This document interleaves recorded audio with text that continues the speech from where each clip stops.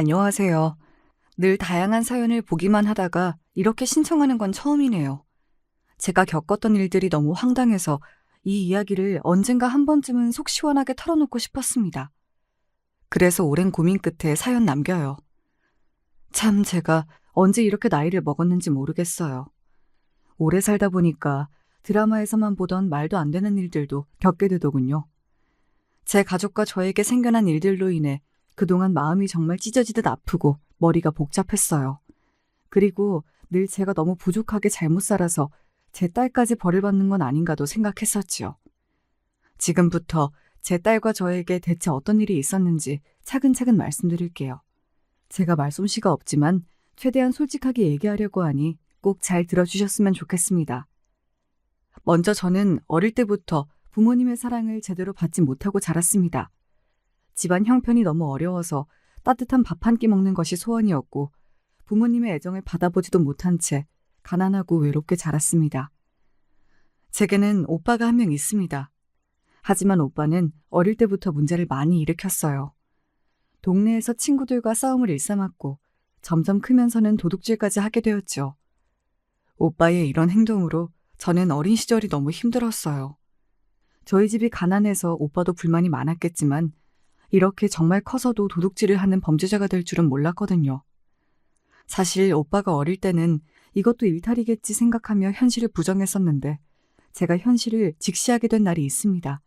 바로 오빠 때문에 부모님이 쓰러지신 날이었죠. 오빠가 동네 가게에서 상습적으로 돈을 훔치다가 현장에서 경찰서에 끌려갔고 이후에도 계속 크고 작은 물건들을 훔치고 폭행을 해 결국 감옥에 가게 되었습니다.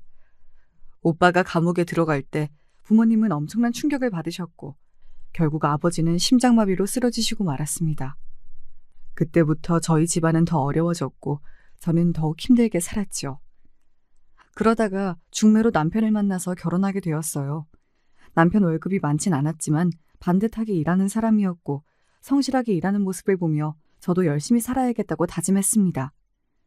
오빠가 사고를 너무 많이 쳤기 때문에 저는 아들은 낳고 싶지 않았어요. 딸만 낳고 싶다는 늘 생각했었는데 안타깝게도 아들만 셋을 낳게 되었죠. 아들 셋을 키우느라 넉넉한 형편은 아니었지만 딸을 너무 갖고 싶은 마음에 매일 절에 가서 기도를 했고 그렇게 겨우겨우 딸을 얻게 되었습니다. 그렇게 딸을 키우며 힘들어도 행복한 나날을 보내고 있었어요. 하지만 그로부터 1년 후 정말 말도 안 되는 일이 벌어졌습니다. 아직도 그날 남편이 손을 떨며 울면서 저에게 미안하다고 말하는 모습이 잊혀지지 않네요. 정말 미안해. 내가 떠나면 당신 혼자 애들을 어떻게 키워? 갑자기 남편이 백혈병을 진단받았다는 것이었습니다. 이제 겨우 저에게 행복이 찾아오나 했었는데 왜 저에게만 이런 일이 일어나는 것일까요? 저는 그때 살고 싶지 않다는 생각도 자주 했었습니다.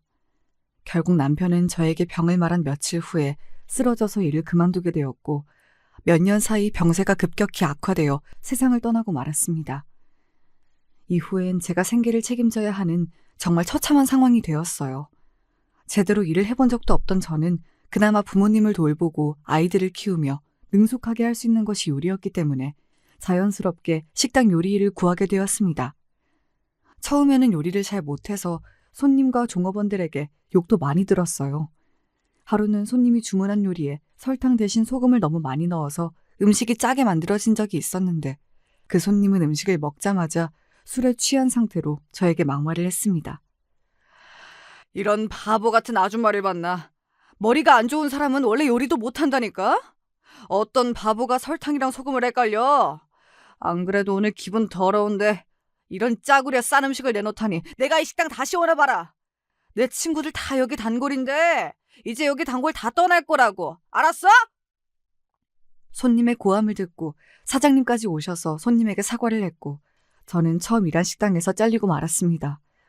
이후에도 식당에서 일하며 실수를 많이 해서 욕을 많이 먹었어요. 그럴 때마다 마음이 무너졌지만 아이들을 위해 일을 포기할 수 없었습니다. 무엇보다 아빠도 일찍 세상을 떠났는데 반에서 1등을 놓치지 않고 사춘기 때도 엄마에게 싫은 소리 한 번을 안 하는 제 딸을 보면서 어떻게든 악착같이 살아야겠다고 다짐했죠. 생계가 힘든 상황 속에서도 과외를 계속시키며 제 딸이 하고 싶은 건 다 할 수 있도록 최선을 다했습니다. 딸은 역시 그런 저의 기대를 저버리지 않았고 드디어 사람들이 우러러보는 최상위권 대학교에 당당히 합격했죠. 합격 소식을 듣자마자 정말 그동안 제 모든 고생이 보상받는 기분이었습니다. 딸은 이후에도 저를 실망시키지 않았습니다. 대학교에서도 장학금을 매번 받고 학교를 졸업하자마자 바로 회사에 들어갔습니다. 대기업은 아니었지만 전망이 좋은 중소기업이었어요. 빨리 집 살림에 보탬이 되고 싶다고 여행도 한번 안 가보고 바로 취직했죠. 딸에게 정말 미안했지만 한편으로는 이렇게 빠르게 취직을 해줘서 너무 고마웠습니다. 딸이 입사 후부터 엄마인 저에게 늘 용돈을 보내주어 생활에 정말 많은 도움이 되었어요. 사실 아들들도 있었지만 첫째 아들은 계속 사업에 도전하느라 저에게 돈을 빌려달라 하기 일쑤였고 둘째 아들은 대학교 다닐 때부터 우울증에 걸려서 병원을 다니며 일을 거의 안 하고 있었고 셋째 아들은 아직 취업을 못한 상태였어서 저에게는 딸이 유일한 숨통이자 희망이었습니다. 그래서 저도 딸의 앞날에 어떻게든 도움이 되고 싶었고 시집이라도 좋은 데로 갔으면 좋겠다는 생각에 할 수 있는 건 다 했습니다. 결혼정보 회사를 찾아가 딸의 프로필을 작성하고 신중하게 딸의 사위감 후보를 찾아보았어요. 직원분들이 딸의 성격과 취향을 물어보며 괜찮은 사위감 후보를 소개해 주었죠. 친척들이나 친구들에게도 딸의 좋은 점을 강조하며 형편이 좋거나 직업이 반듯한 사위감을 찾기 위해 노력했습니다. 그렇게 딸은 한 달에 2번 이상 제 부탁으로 계속 선을 보고 있었고 저는 늘 딸에게 이번에 나온 남자가 어떤 것 같냐고 물어보았습니다. 사람은 괜찮은데 결혼을 할 만큼인진 모르겠어. 엄마가 좋은 남편감 찾아주려고 하는 거 아는데 이런 대답만 해서 미안해. 이렇게 딸의 반응이 매번 아쉽긴 했지만 그렇다고 중매를 포기할 수 없었어요. 제 딸만큼은 결혼해서 정말 행복하게 살았으면 좋겠다고 늘 생각했었거든요. 그러던 어느 날 딸이 저에게 할 말이 있다고 했습니다. 딸이 이렇게 진지하게 저를 부른 적이 없었기에 당시 너무 걱정돼서 한숨도 못 잤어요. 내가 엄마한테 처음으로 미안한 이야기를 해야 할 것 같아. 나 앞으로 선 안 볼래. 선을 왜 안 봐? 혹시 결혼을 안 하고 싶은 거니? 이 얘기를 꺼내면서도 한편으로는 딸이 정말 결혼하기 싫다고 하면 어쩌나 속으로 너무 긴장되었어요. 그동안 열심히 살아서 이제 지쳐서 결혼을 하고 싶지 않은 건가? 아니면 결혼해서 힘들게 사는 엄마를 보며 결혼 생각을 접은 건가 등 짧은 순간에 너무 많은 생각이 머릿속을 스쳐 지나갔습니다. 다행히 제 딸은 이번에도 저를 실망시키지 않았어요. 그런 거 아니야, 엄마. 사실 회사에서 계속 만나자고 하는 사람이 있어. 그 사람 진지하게 만나보려고 해. 이 말을 듣자마자 정말 다행이라고 생각했고 드디어 저도 자식을 결혼시키고 손주도 볼 수 있는 건가 하는 기대가 생기더군요. 딸에게 집으로 그 사람을 빨리 데려오라고 했습니다. 그리고 너가 선택한 사람은 무조건 응원한다고 빠르게 결혼하라고도 말했습니다. 제 딸이 늘 똑부러졌던 만큼 결혼도 잘할 거라 생각해서 딸의 선택을 무조건 믿어주기로 했죠. 몇 개월 후 딸이 만나고 있는 미래의 사위감이 집으로 찾아왔습니다. 제가 대화해보니 제 딸을 많이 좋아하고 있고 부모님도 잘 계시고 집안도 어릴 때부터 늘 넉넉한 형편이었다고 들어서 상견례 날짜를 바로 잡자고 얘기했습니다. 지금 생각해보면 아무리 공부를 잘했어도 사람을 만나는 거나 결혼은 또 다른 문제인데 조금 더 오래 만나보라고 했어야 하나, 제가 사돈이 어떤 사람인지 더 잘 알아봤어야 하나 그런 생각도 듭니다. 그때는 이후에 어떤 일이 펼쳐질지 몰랐으니까 이 결혼에 대해 한치의 의심도 없었던 것 같아요. 지금 생각하면 더 신중하지 못했다는 게 아쉽습니다. 이후 시간이 흘러 상견례 날이 되었고 저는 그날도 잔뜩 긴장하며 잠에 들었습니다. 식당 일도 빼고 사돈에게 잘 보이기 위해 비싼 옷도 샀습니다. 그리고 드디어 사돈을 만났죠. 안사돈과 바깥사돈 모두 반갑게 저에게 인사를 건네주었어요. 대화는 평범하게 잘 흘러가는 듯 했지만 제가 사부인을 색안경을 끼고 바라보게 된 말들이 좀 있었습니다. 먼저 이야기를 들을수록 사부인은 돈 자랑을 자주 하고 거치장도 굉장히 많이 하고 명품 옷도 많이 입는 사람인 듯 했어요. 사실 이 부분은 그렇게 살 능력이 되니까 그러는 거겠지 하며 최대한 좋게 사부인을 바라보려고 노력했습니다. 그리고 평소에 등산 동호회를 하며 친구들과 별장으로 자주 놀러 가신다고 자랑하듯이 말씀하시기도 했는데 속으로는 아무리 그래도 남편이 있는데 집을 이렇게 자주 비울 수 있을까 좀 의아했지만 저랑 아예 다른 사람이니 제가 더 이해해 보기로 했습니다. 사부인과 다르게 사돈어른은 정말 말수가 적으시고 인상도 좋으셨습니다. 한마디 한마디가 신중하셨어요. 다만 좀 특이한 점은 안사돈이 사례가 걸리거나 에어컨 때문에 춥다고 이야기를 할 때 너무 심하게 걱정하는 경향이 있다는 것이었습니다. 하지만 아내를 많이 사랑하기 때문에 나오는 행동이 아닐까 생각도 했었습니다. 아, 상견례를 떠올리다 보니 그때 제일 쎄했던 말이 기억났는데 이 말도 사부인이 꺼냈었던 것 같아요. 우리 아들은 사실 공부보단 운동을 좋아했어요. 따님이 공부를 너무 잘해서 우리 아들 기가 죽진 않을까 걱정이네요. 그리고 집에 안 있고 자꾸 바깥으로 나돌지 않을까 하는 생각도 들고요. 무엇보다 애를 낳으면 엄마가 돌봐야 할 텐데 그때 되면 일은 당연히 그만두겠죠? 딸의 표정이 순간 확 굳어졌지만 결혼이 엎어질까 봐 사부인 말에 다 동의하면서 참았습니다. 그리고 아들 셋 다 상황이 여의치 않아서 도저히 상견례 자리에 데리고 올 수가 없었는데 마침 사부인이 제 아들들에 대해 물어봤었어요. 그런데 가족분들은 왜 다 안 오셨나요? 유정이 오빠들이 3명 있는데 전부 못 와서 정말 죄송합니다. 첫째 아들은 사업 준비 중이어서 자금 문제 때문에 공사일을 가야 해서 못 왔고 둘째는 정신적으로 많이 우울해서 밖에 잘 안 나가는 상태입니다. 셋째는 지금 일자리를 구하고 있는데 오늘 취직 관련된 중요한 일정이 있어서 못 왔습니다. 아, 한마디로 아들들이 다 능력이 없군요. 여러분, 이 말이 상견례 자리에서 사돈의 아들한테 할 소리인가요? 저는 이 말을 듣고 제 귀를 의심했고 정말 기분이 나빴습니다. 분위기가 싸해지자 사위가 능력이 있는 사람도 누구나 힘들 때가 있는 것이라며 사부인을 말리기 시작했습니다. 다금 생각해도 사부인이 상견례에서 제 아들들한테 한 말은 정말 어이가 없네요.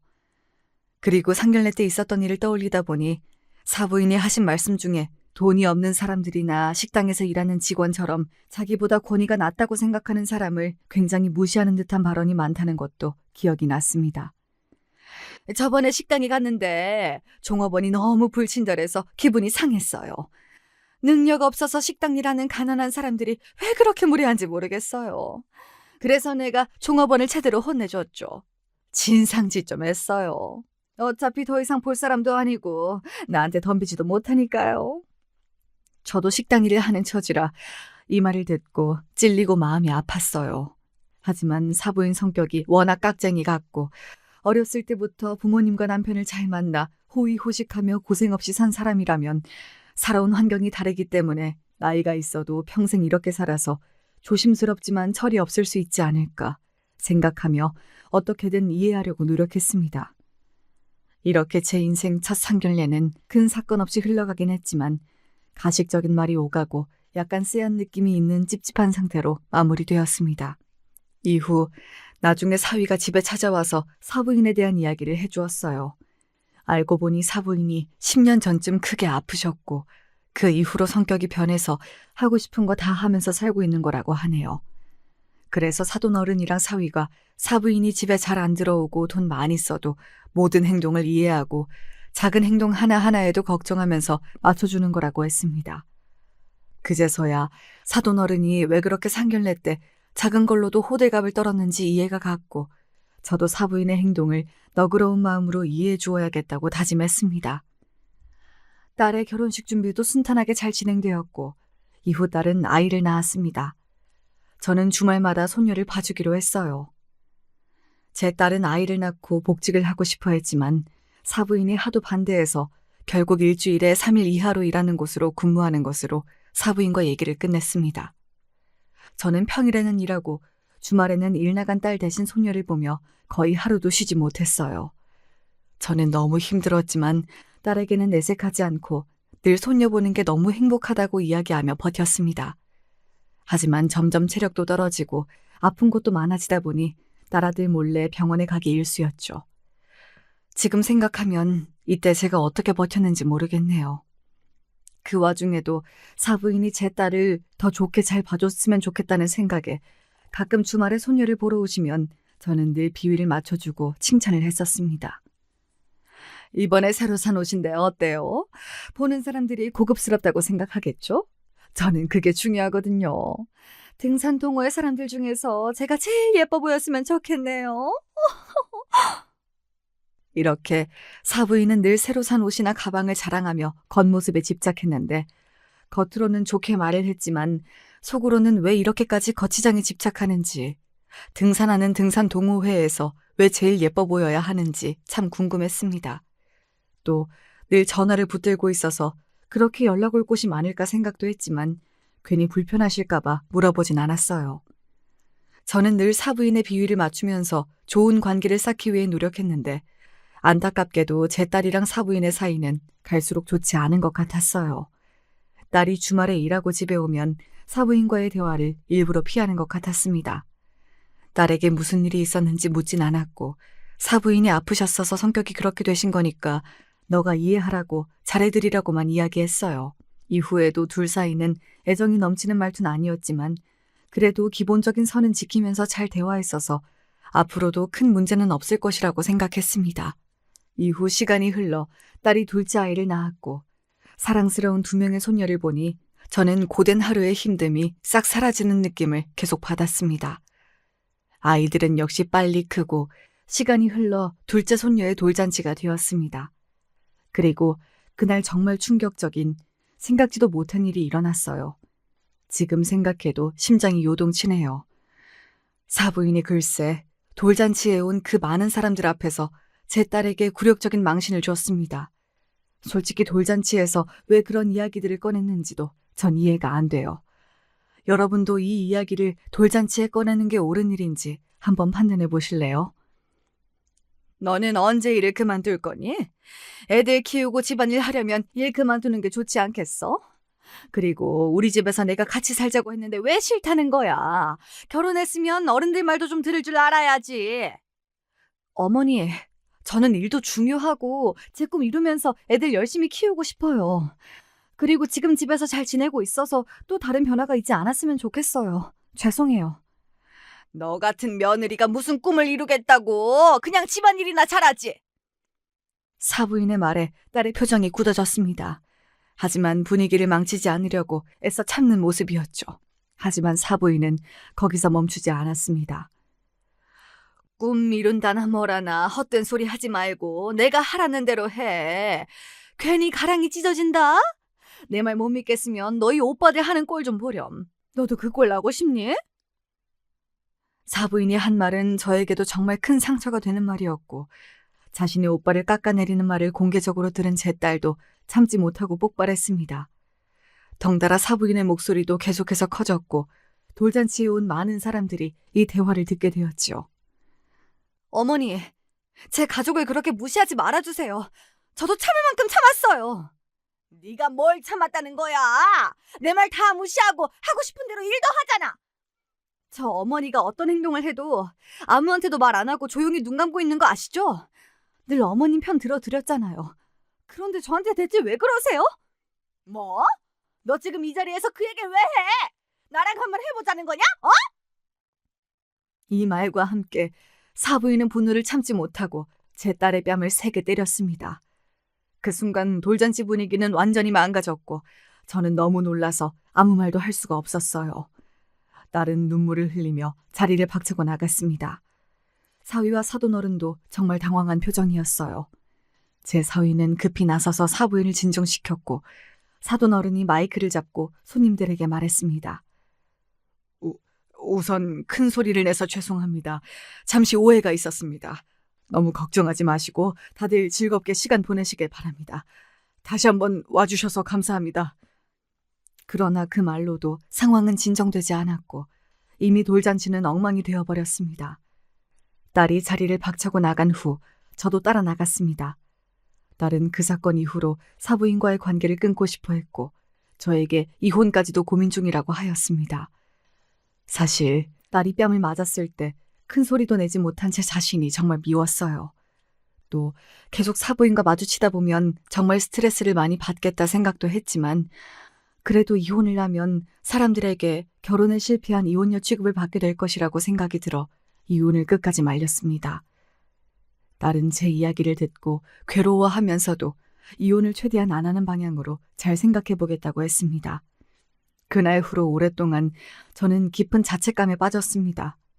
사부인이 제 딸에게 하는 모든 행동, 그리고 저희 아들을 욕하는 행동들이 결국 제가 아들들을 잘못 키워서 그런 건 아닐까, 내가 딸의 행복을 망친 것은 아닌가 하는 생각이 끊임없이 들어서 괴로웠어요. 딸에게 더 좋은 환경을 만들어주지 못한 제 자신이 원망스러웠죠. 그리고 한 가지 의문점도 있었습니다.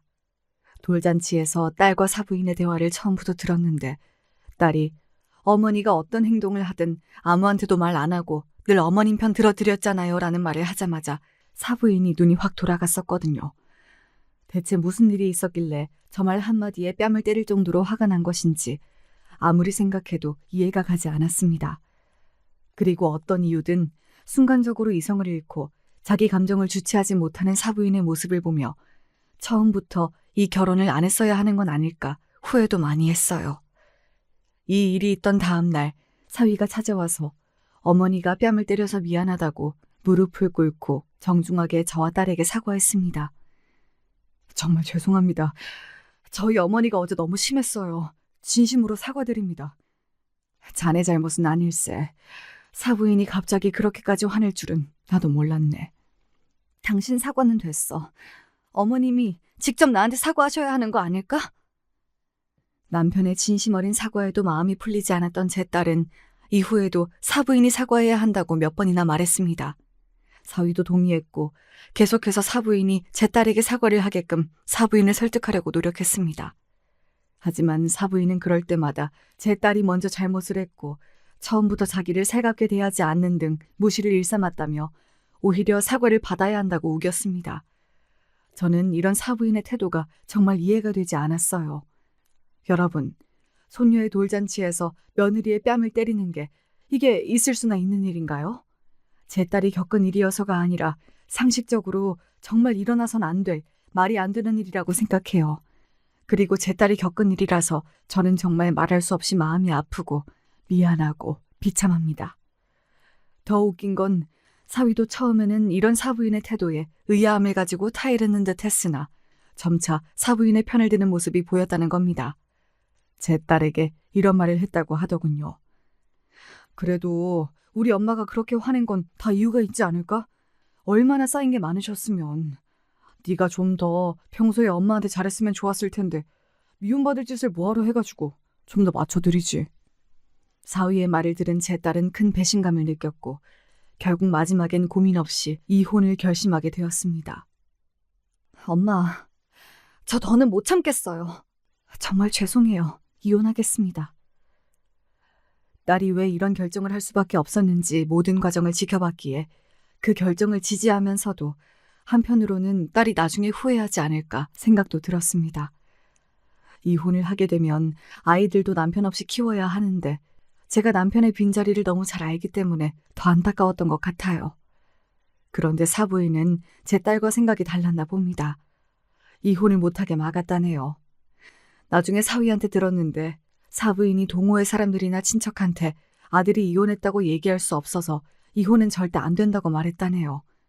참, 이 상황에서도 자식 걱정보다는 사람들에게 보여지는 자신의 체면밖에 생각을 안 한다니 정말 위선적인 사람이라고 느꼈습니다.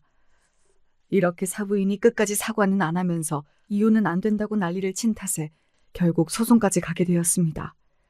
사부인은 절대 양육권 싸움에서 지면 안 된다고 자신의 아들에게 신신당부를 했고 말도 안 되는 일을 꾸민 탓에 어린 손녀들까지 이 과정에서 큰 상처를 입게 되었습니다. 사실 제가 옆에서 지켜봤을 때 제 딸은 자기가 낳은 딸들을 정말 사랑하는 좋은 엄마였습니다. 저는 당연히 아이들이 엄마랑 살고 싶어 한다고 생각했어요. 하지만 아이의 입에서 나온 말은 충격적이었습니다. 할머니, 나 아빠랑 살고 싶어요. 엄마랑 있으면 힘들어요.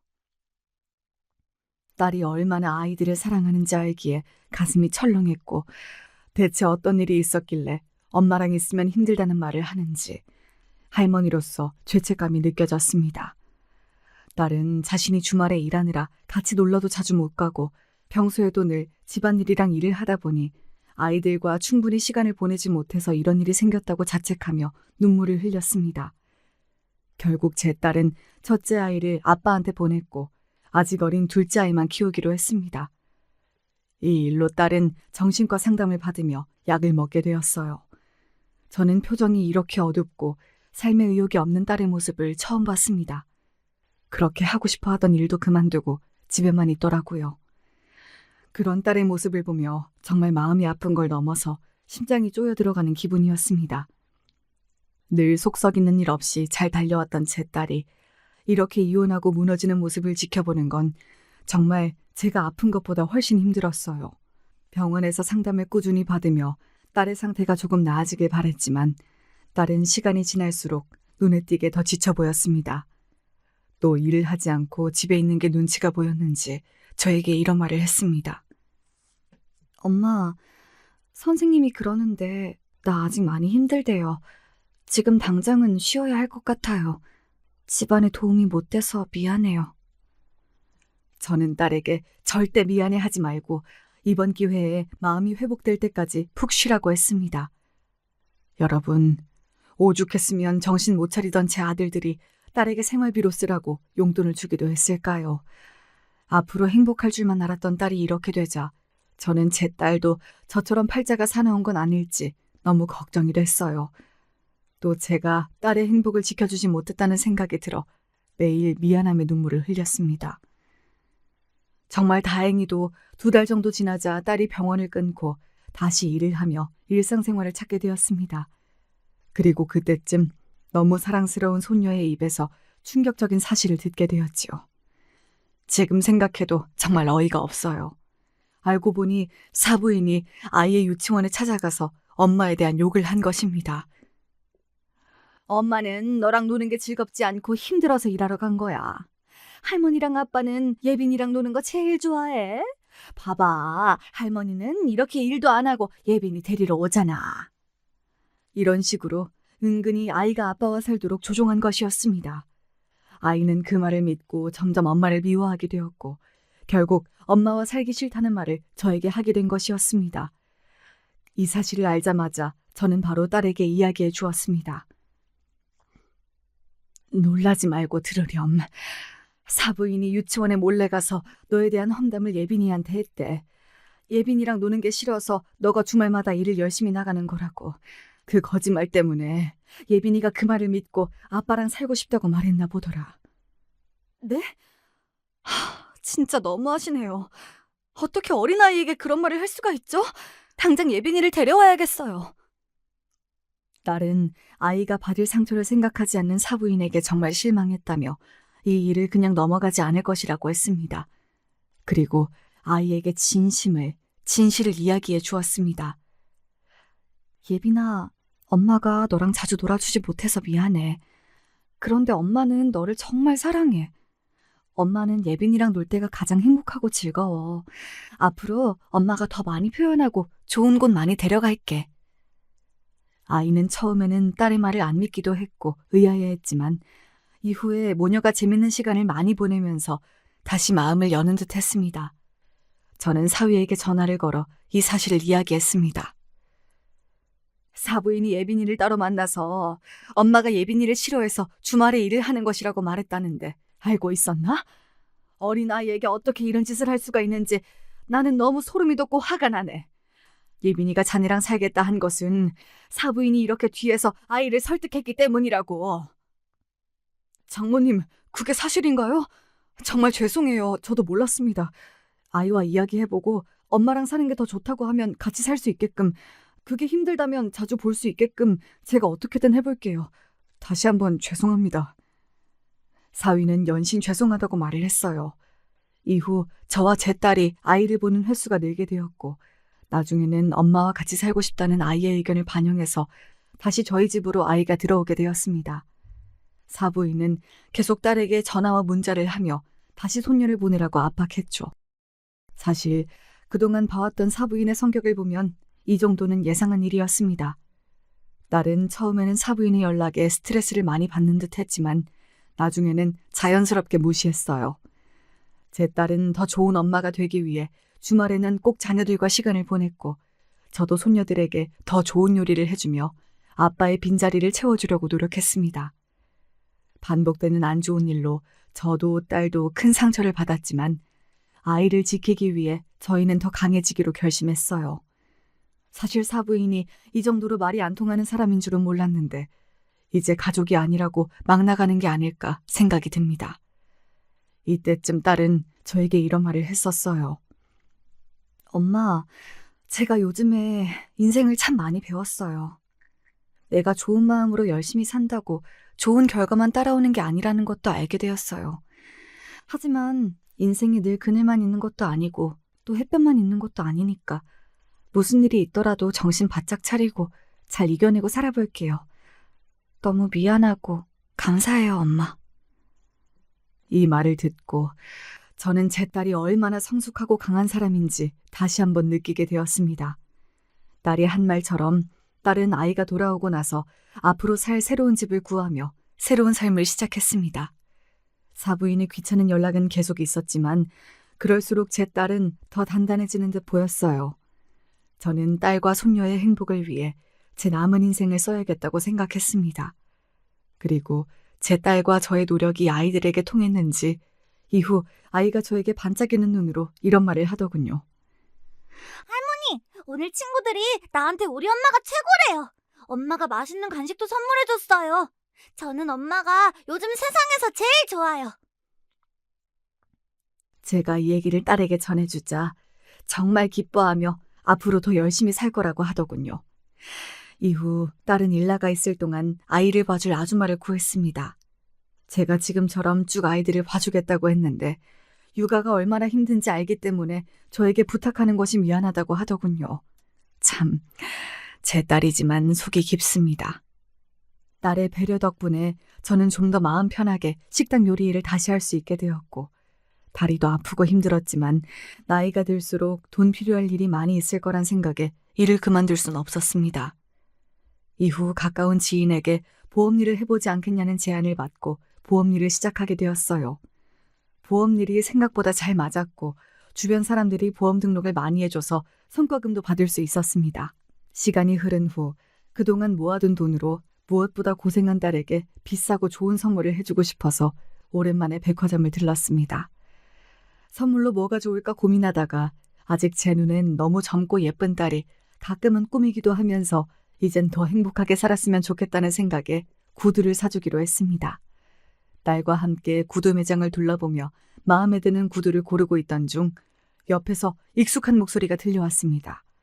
그 목소리가 점점 가까워졌고 저와 딸의 표정은 급격히 굳어졌습니다. 대체 누구를 받기에 모처럼 모녀간의 데이트에서 이토록 기분이 나빠진 것일까요? 저희가 마주친 사람은 바로 제 딸을 그토록 힘들게 한 사부인이었습니다. 어쩌면 이젠 암이기에 그냥 지나칠 수도 있었을 텐데 사부인도 저희를 보자마자 특유의 사람을 깔보는 표정으로 막말을 하기 시작했습니다. 뭐야? 거지 새끼들도 백화점을 오네. 이 말을 듣자마자 제 딸은 너무 화가 나서 눈물을 글썽였고 주먹에 힘을 꽉 쥐고 있었습니다. 제가 사부인에게 왜 가만히 있는 사람에게 시비를 거냐고 했더니 사부인이 제 말은 무시한 채 구두를 보여주고 있던 매장 직원들에게 여기 물이 안 좋다고 사람 아무나 받지 말라고 말했습니다. 정말 이 말을 듣고 너무 어이가 없었고 더 이상 참지 못한 딸은 어머니! 하며 소리를 질렀습니다. 매장 직원들도 사부인의 말에 놀라서 당황하며 사부인에게 여기서 이러시면 안 되고 이렇게 가만히 있는 사람을 비하하고 공격적으로 나오면 백화점에서도 더 응대드릴 수 없다고 이야기하였습니다. 그러자 사부인은 매장 직원에게도 막말을 퍼붓기 시작하였습니다. 너는 교육을 어떻게 받았냐? 지금 나한테 뭐라고 했냐고! 내가 여기 얼마나 자주 오는지 아니? 너가 급이 안 맞는 사람들 구분도 못하고 손님을 아무나 받으니까 지금처럼 문제가 생기는 거잖아. 너는 백화점에서 근무할 자격이 없어. 이 말을 들은 매장 직원은 화가 나는 걸 떠나서 상대할 가치가 없다는 듯이 헛웃음을 터뜨리며 요즘에 이렇게 말도 안 되는 이야기를 하는 고객님은 자기도 처음 봤다고 더 이상 안 참을 테니 막말은 그만하라고 말하였습니다. 이후에도 사부인이 막말을 계속하자 싸움 구경을 보기 위해 사람들이 몰리기 시작했죠. 여러분, 말로만 들어도 이 상황이 정말 정신없고 화가 나지 않나요? 그런데 이후에 이것보다 더한 정말 경악스러운 일이 벌어졌습니다. 갑자기 50대 초중반쯤 되어 보이는 중년의 남자가 등산복을 입은 채 여보! 하면서 사부인을 향해 달려오는 것이었습니다. 정말 말도 안 되는 상황이었습니다. 왜냐하면 그분은 제가 알고 있던 사돈어른이 아니었기 때문입니다. 그 중년의 남성분이 아내를 착각한 건 아닐까 생각했는데 그게 아니라는 것을 사부인의 표정을 보고 알 수 있었습니다. 사부인이 그렇게 당황하고 긴장한 표정은 저도 처음 봤어요. 그 남자는 오자마자 사부인을 감싸 안으며 괜찮냐고 물어보더니 매장 직원에게 온갖 욕을 하기 시작했습니다. 너 뭐야? 왜 손님한테 대들어? 일 잘리고 싶어? 집에서 네 부모님이 어른들한테 이렇게 하라고 가르쳤냐? 못 배운 거 티내지 말고 당장 사과해! 이 말을 들은 사부인은 처음엔 중년의 남자를 보고 당황하고 불안해하더니 막상 그 남자가 큰 소리로 매장 직원에게 화를 내자 이제서야 자기 편을 찾았다는 듯이 매장 직원에게 더 큰 소리로 막말을 하기 시작했습니다. 봤지? 네가 무례한 거라고. 당장 나한테 사과해. 안 그러면 내가 여기 사장한테 너 당장 자르라고 할 줄 알아? 매장 직원은 아무런 대꾸도 하지 않고 백화점 보안팀을 호출했습니다. 저도 이 상황이 너무 혼란스러웠는데 제 딸도 정말 어이없는 표정으로 이야기를 듣고 있더군요. 사부인과 중년의 남자가 막말을 끝내자마자 딸은 중년의 남자에게 참아왔던 말을 하였습니다. 죄송한데 누구세요? 제가 전 며느리였는데 저희 시아버님 아니시잖아요. 두 분 대체 무슨 사이시냐고요. 그 말을 들은 사부인의 얼굴이 굳어졌고 중년 남자도 당황하며 말을 더듬기 시작했습니다. 아니 그니까 내가 이 사람 남편은 아니지만 그니까 그게... 그 남자는 계속 사부인의 눈치를 보며 어쩔 줄 몰라 했고 싸움을 보기 위해 몰려들었던 주변 사람들은 불륜의 현장까지 같이 관람하게 된 탓에 더 크게 수군거리기 시작했습니다. 둘이 불륜이네. 에라이 망할 놈들. 주변 사람들의 반응을 들은 사부인과 중년 남자의 얼굴이 붉어졌고 매장 직원들도 정말 예상치 못한 상황에 당황한 표정이었습니다. 이후 사부인은 중년의 남자에게 소리를 지르며 화를 냈습니다. 이때부터 영상을 찍는 사람들이 보이더군요. 여보 진정해. 여기서 이러지 말자. 왜 우리가 싸워야 해? 진정하라고? 지금 이 상황이 진정될 상황이야? 갑자기 아는 척하면 어떡하냐고. 사람들이 다 보는데 다 들켜서 이제 어떻게 할 거야? 어차피 여기에 우리가 아는 사람도 없잖아. 당신 가족들이 어떻게 알겠어. 너무 걱정하지 마. 뭔 소리야. 바로 앞에 전 사돈이랑 전 며느리가 있는데 이 멍청아. 지금 나보고 멍청하다고 했어? 당신이 저 멀리서 싸우고 있으니까 내가 걱정돼서 온 거잖아. 고마워하지 못할 망정 화를 왜 내? 걱정은 무슨. 혼자 영웅심리 발동해서 관심 받고 싶어서 온 거잖아. 당신 내가 그런 사람인 거 내가 모를 줄 알아? 참나 이렇게 나온다 이거지? 앞으로 동호회에서 나 아는 척할 생각하지 마. 이 대화를 지켜보며 저는 불륜 커플은 대체 무슨 생각으로 만남을 이어오고 있는지, 무슨 생각으로 인생을 살고 있는 것인지 진심으로 사부인과 중년 남자의 머릿속이 궁금해졌습니다. 제 딸은 그래도 한때 가족이었던 시어머니가 불륜을 저지른 남자와 대화를 나누는 것을 보고 정말 큰 충격에 빠졌는지 눈이 멍했습니다. 그러다가 갑자기 무언가를 깨달은 듯 한마디 했습니다. 어머니, 설마 저분이 등산 동호회에서 만난 그분이세요? 예전에 저한테 들켰을 때 절대 다신 안 만나겠다고 이미 그 남성분이 동호회 나갔다고 해서 제가 아버님한테 말씀 안 드린 건데 설마 그분이에요? 아니 아직까지 이러고 있으시면 안 되죠. 이렇게 사는 거 남편이랑 아들한테 안 부끄러우세요? 아버님이 얼마나 좋은 분인데 대체 왜 이러냐고요. 딸의 이야기를 듣고 주변에 있던 사람들은 야유를 보냈습니다. 그러자 사부인은 오히려 적반하장으로 이제 가족도 아닌데 뭔 상관이냐고 신경 끄라고 하더군요. 딸은 지금 가족이 아니더라도 아버님이랑 전 남편이 불쌍해서 못 참겠다고 너무 더럽다고 얘기하며 휴대폰을 꺼내 둘의 사진을 찍었습니다. 그리고 웅성거리던 사람들에게 얘기했습니다.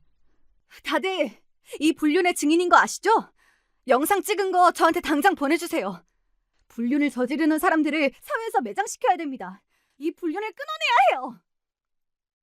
그 말을 들은 사부인은 인상을 찌푸리며 사람들을 향해 소리쳤습니다. 뭐? 영상 찍지 마! 다 지워! 어디 올리기라도 하면 명예훼손으로 고소할 거야! 여러분, 영상 저한테 넘기세요. 제가 불륜 사실을 제대로 밝히겠습니다. 부탁드려요. 그러자 사부인이 화를 참지 못하고 제 딸의 머리채를 잡았습니다.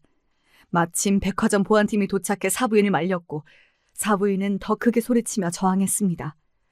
사람들은 더 많은 영상을 찍기 시작했고 상황은 더욱 난장판이 되었습니다. 그리고 끌려가는 사부인을 보며 딸은 마지막으로 경고했습니다. 인생 그렇게 살지 마세요. 그리고 다시는 저희 엄마랑 제 딸들 괴롭히지 마세요. 입 다물어! 너 같은 게 왜 내 아들이랑 엮여가지고 이 난리를! 내가 언젠가는 내 손녀들 다 데리고 갈 거야! 그 말을 듣는 순간 저는 정말 사부인이 또다시 일을 저지르지 않을까 긴장하며 가슴이 철렁 내려앉았습니다. 하지만 제 딸은 강한 눈빛으로 사부인을 응시하며 말했습니다. 절대 그런 일 없을 거예요. 이젠 제 가족들 제가 지킬 거니까요. 사부인은 이 말을 듣고 더 악을 쓰고 소리를 질렀고 그 장면을 보는 저는 너무나 충격적이었지만 동시에 딸의 강인함에 감동했습니다. 결국 구두는 사지 않았고 놀란 심장을 부여잡고 집으로 오게 되었습니다. 여러분, 이 장면을 실제로 봤다면 기분이 어떠셨을 것 같나요?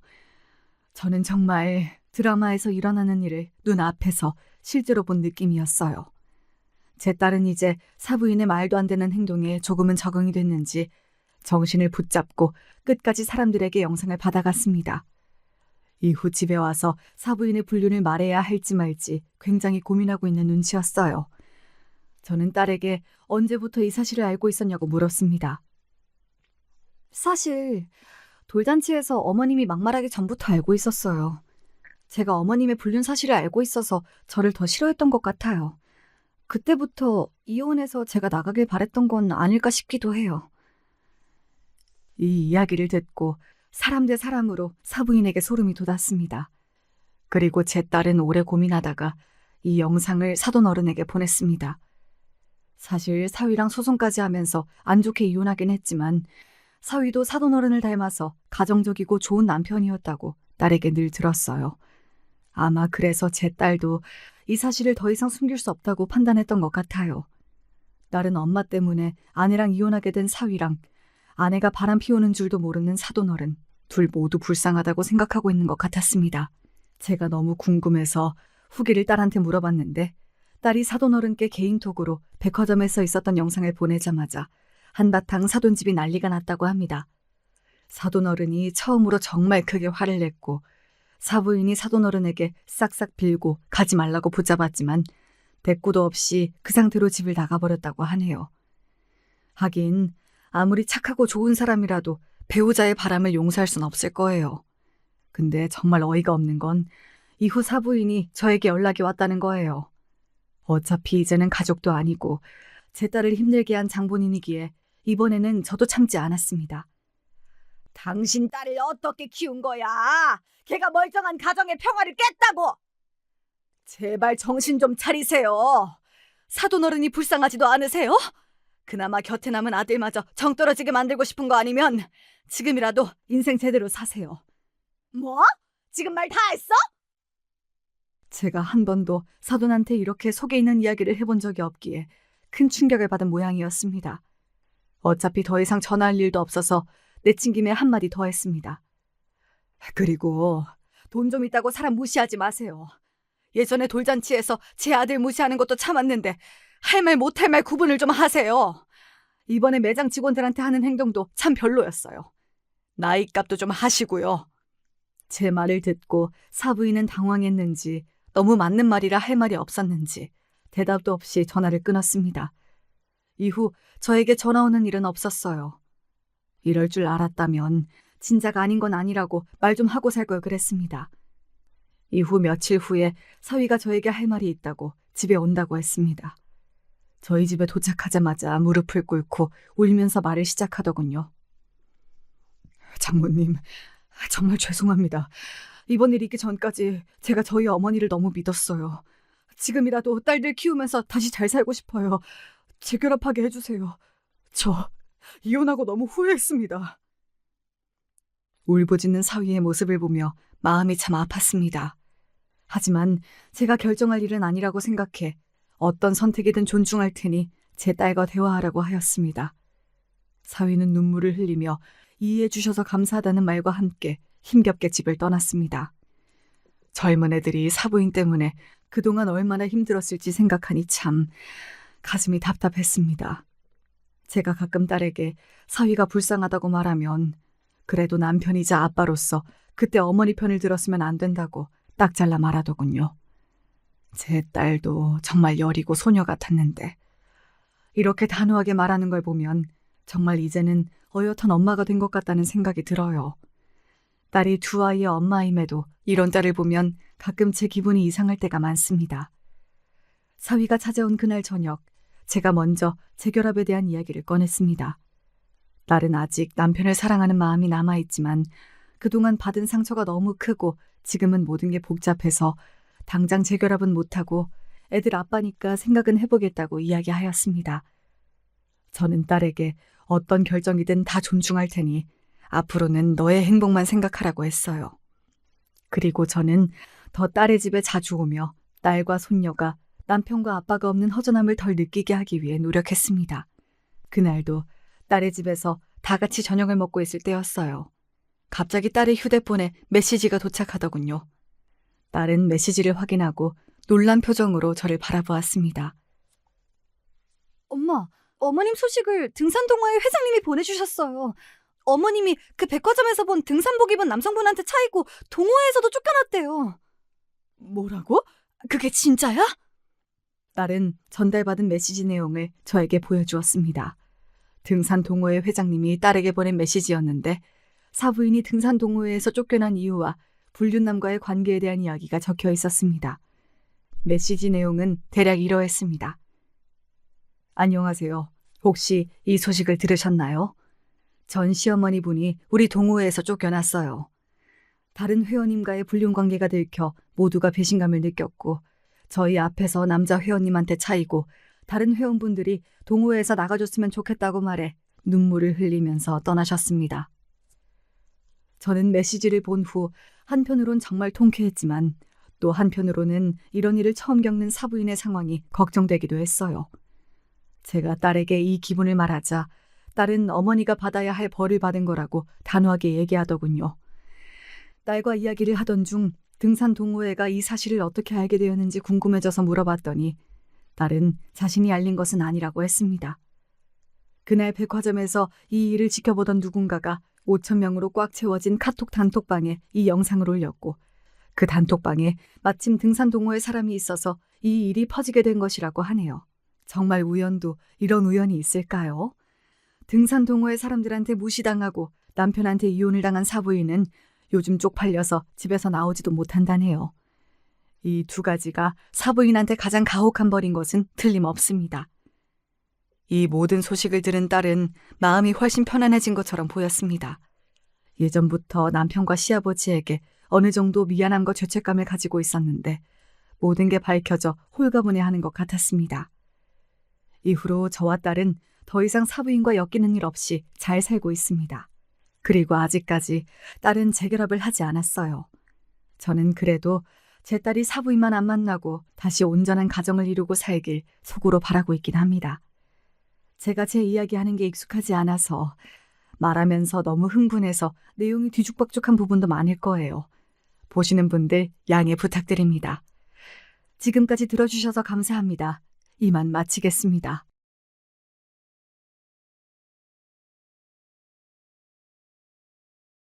안녕하세요. 제가 유튜브에서 가장 많은 시간을 할애하는 것이 바로 삿바 채널을 경청하기인 것 같습니다.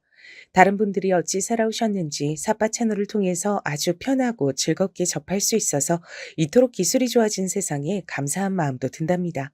그다지 멀지 않은 미래에 세상이 이토록 바뀔 것이라곤 어렸을 적에 상상도 못했던 듯 싶어요. 왜냐면 전 촌놈이었거든요. 따라서 저의 오랜 지기들도 다 함께 촌놈들이었습니다. 다들 엇비슷하게 살았던지라 동네에서 너나 할 것 없이 다 친하게 지냈던 시절이었어요. 코올리게 어린 시절은 특히나요. 그랬었는데 어쩌다 보니 성격이라든지 노는 방식이라든지 이런 게 가장 비슷한 셋이서만 똘똘 뭉치는 것으로 변해갔습니다. 나름 삼총사였네요. 거의 1년여를 삼총사끼리만 쏘다녔는데 구조의 변화가 일어났던 건 저희가 초등학교 5학년 때였습니다. 아, 사실은 국민학교로 불리던 시기였죠. 전 국민학교를 나온 학생이었건만 초등학교로 명칭이 바뀐 지가 하도 오래돼서 그런가 이쪽이 입에 더 잘 붙네요. 여러분 중에서도 저 같은 분 있으신가요? 제 주변의 지인들은 대체로 초등학교라고 많이 말하고 가끔 국민학교를 혼용해서 사용하더군요. 이래서 제 지인인가 봅니다. 끼리끼리예요. 또한 신기한 점은 제가 유독 제 나이를 곧장 헷갈리곤 하는데 제 지인들도 거의 이럽니다. 몇 년생인지 무슨 띠인지 이렇게만 바로 나이를 대답할 줄 알지 정확히 몇 살인지 바로 대답하는 경우가 없어요. 제 주변만 이러는 게 아니고 혹시 여러분도 이와 같으신지 궁금해지네요. 아무튼 나이가 들어갈수록 이런 부분들이 생기는 것 같아요. 나이 계산이 서툰 것에 이어서 조금은 부끄러운 얘기지만 전 이날 이때껏 살면서 많다고 자부할 인연들을 만들진 못했습니다. 제가 아무래도 마당발이 되기엔 부족한 제목이었기 때문이겠죠. 그러나 대신에 제가 막역하게 가깝다고 생각하는 인연들이 소수 존재하는 것에 감사한 지난 날이었습니다. 그 감사함의 저변에는 기본적으로 신뢰라는 것이 바탕이 되어 있었을 줄로 여겨집니다. 그러니 제가 인생에서 최고로 충격을 받는 일이 바로 인간관계에서 발생을 하게 되었던 것이겠죠. 초등학교 5학년 때 삼총사 셋이서 모두 한 반이었던 바로 그 반에 누가 전학을 왔습니다. 다들 아시겠지만 예전엔 학급마다 학생들 머릿수가 촌동네임에도 굉장했었습니다. 그래서 전 그 전학생이 얼른 새 친구를 사귀지 못하고 계속 겉도는 것이 이상해 보였던 듯 싶어요. 저 자식은 제법 생김새도 멀끔한데 왜 친구를 못 사귀지? 멀끔해서 다들 재수없는 자식이라고 생각하는 건가? 그런데 알고 보니까 다들 전학생을 기피했던 게 아니었어요. 반대로 그 전학생이 아무하고도 안 친해지려고 한 게 문제였던 겁니다. 그 전학생은 이곳으로 결코 전학을 오고 싶지 않았는데 집안 사정으로 어쩔 수 없이 온 거기 때문에 무척 속상해하면서 계속 울적해하고 있었단 모양이었습니다. 그 내막을 알고서 삼총사 중에 가장 쾌활했던 김진수가 큰 목소리로 이렇게 말했었죠. 뭐야, 성격이 왜 저러냐? 어울려 놀기 힘들다. 그러자 큰 외침을 들은 그 전학생이 모른 척 넘기지 않고 즉각 발끈하더군요. 웃기지 마라. 누가 너희더러 놀아달라고 했냐? 제법 성질이 있는 모양이었습니다. 저희끼리 호호하며 신기했었죠. 그 전학생은 저희 삼총사를 무섭게 째려봤습니다. 그리고 나서 얼마 후 학교에서 단체로 서울 나들이를 가게 됐어요. 과연 장소가 어디였던지 혹시 예측이 가능하실까요? 목적지는 바로 남산타워였습니다. 당시엔 그게 굉장히 엄청난 여행지라고 생각되었던 곳이기 때문이죠. 촌동네에서 거길 가게 됐는데 여러분 모두 아시겠지만 우리나라 고속도로 같은 게 나날이 발전한 거지 원래부터 삐까뻔쩍하고 길이 여러 방면으로 잘 나 있고 그러지 않았습니다. 그런데 당시의 일정이 무려 당일치기였던 거예요. 지금 생각하면 웃길 따름입니다. 그래서 집합을 아침 새벽에 했었죠. 동네 어귀에서 꼬꼬대 꼬꼬꼬 하면서 닭이 우는 소리가 날 때 이미 저는 일어나 있었습니다. 그건 집집마다 다른 녀석들도 마찬가지였다고 하더라고요. 서울까지 간다는 것에 모두가 설레서 잠을 설쳤던 겁니다. 지금과는 다른 순수함이 있었던 시절이었던 것 같아요. 저마다 도시락을 꼭 싸들고서 집합한 뒤 버스를 탔죠. 근데 제 눈에 전학생이 어쩔 줄 모르는 듯한 모습이 보인 겁니다. 버스를 타면 당연히 짝이 필요하잖아요. 둘씩 앉으니까요. 전 일단 삼총사 중에 2명이 같이 앉도록 제가 양보를 해서 혼자 자리한 상황이었습니다. 갈피를 잃은 전학생의 눈동자를 확인하고 저도 모르게 손을 흔들었죠. 야, 너 이쪽으로 얼른 와서 앉아. 우리 오늘 다 같이 다니자. 뭐? 싫어. 난 너희하고는 안 어울리기로 결심했어. 사람이 선심을 썼건만 대뜸 거절을 하더군요.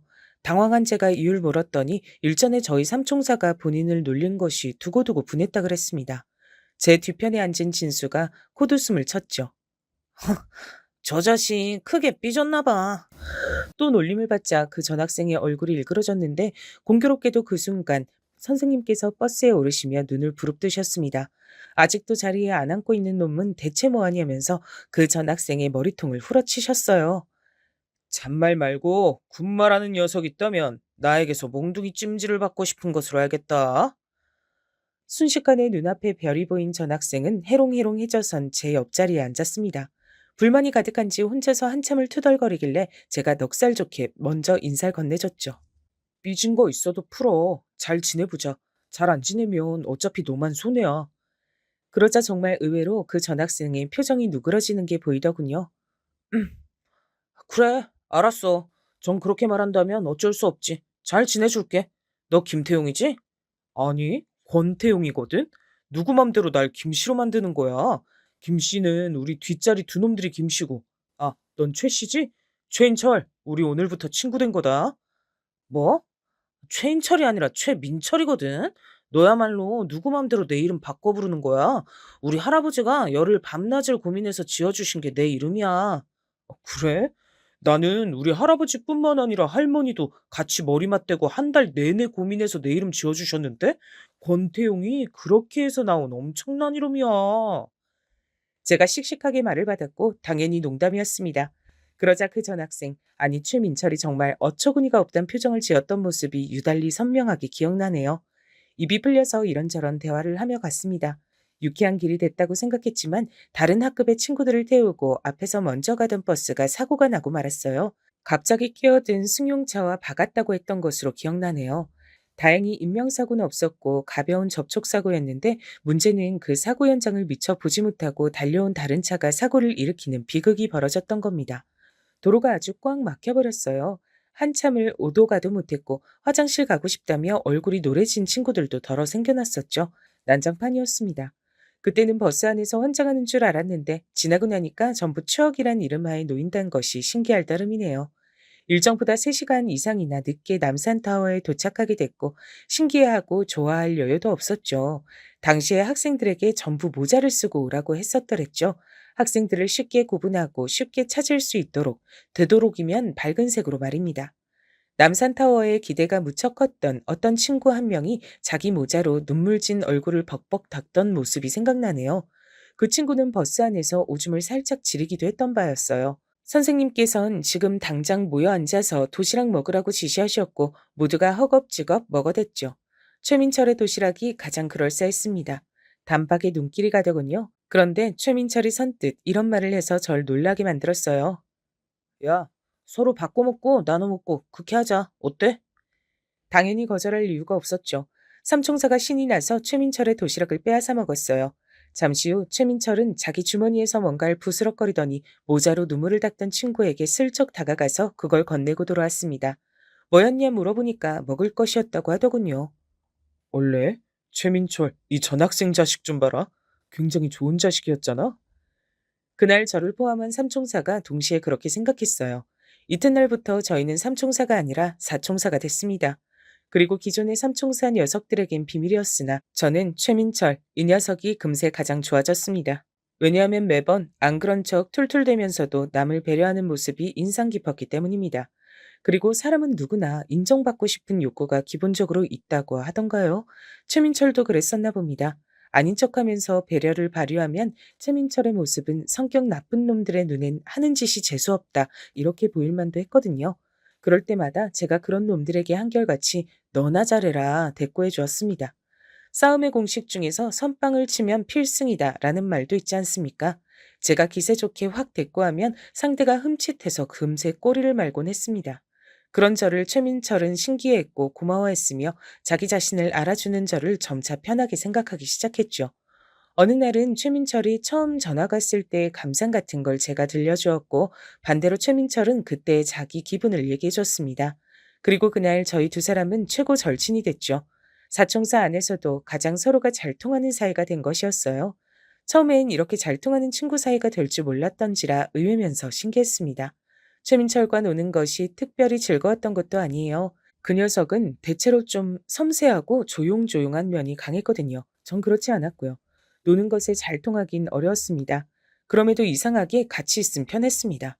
아무 말하지 않고 침묵을 한참 지키고 있어도 어색하지 않았고요. 중학교에 가서 친하게 지냈어요. 시커먼 남자놈들만 득실하던 중학교에서 최민철처럼 감성이 뭔가 섬세한 녀석은 쉽게 재수없단 평가를 듣기 일쑤였죠.